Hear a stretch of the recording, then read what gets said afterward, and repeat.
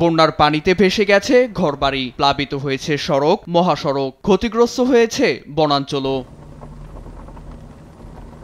মাত্র ৪৫ মিনিটে ২৫০ মিলিমিটার বৃষ্টিপাতে ভয়াবহ রূপ নেয় যুক্তরাষ্ট্রের টেক্সাস অঙ্গরাজ্যের স্যান অ্যান্টোনিও শহরে বয়ে চলা গুয়াদালুপ নদী। পানি বেড়ে বইতে থাকে বিপদসীমার উপর দিয়ে।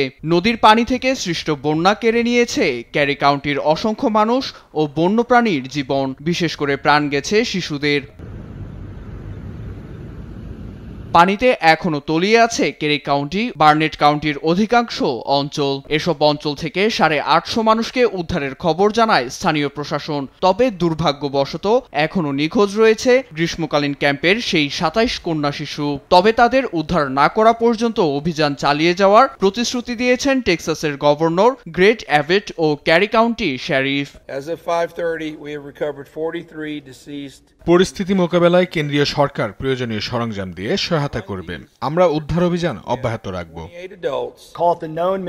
দুদিন ধরে নিখোঁজ ২৭ শিশুকে উদ্ধারে কাজ চলছে। উদ্ধারকর্মীদের সহায়তায় ক্যাম্পসাইট থেকে অনেকেই নিরাপদে সরে এসেছে, তবে এদের প্রকৃত সংখ্যা এখনো অজানা। এমন পরিস্থিতিতে বন্যায় ক্ষতিগ্রস্তদের ধৈর্য ধারণ করতে বলেছেন স্বরাষ্ট্র নিরাপত্তা বিষয়ক সেক্রেটারি ক্রিস্টি নোয়েম। টেক্সাসের দুর্ঘটনায় প্রেসিডেন্ট ডোনাল্ড ট্রাম্প ও ফার্স্ট লেডি মেলানিয়া ট্রাম্প শোক প্রকাশ করেছেন। প্রেসিডেন্ট পরিস্থিতি মোকাবেলায় নানা সরঞ্জাম ও ত্রাণ সহযোগিতা পৌঁছে দেওয়ার প্রতিশ্রুতি দিয়েছেন।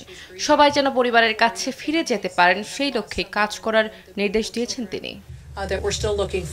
এদিকে দ্রুত পরিস্থিতি নিয়ন্ত্রণে আসবে বলে আশাবাদ ব্যক্ত করেন প্রেসিডেন্ট ট্রাম্প। তাগিদ দেন উদ্ধার অভিযান অব্যাহত রাখার। নীরব দাস, নিউজ ডেস্ক, দেশ টিভি।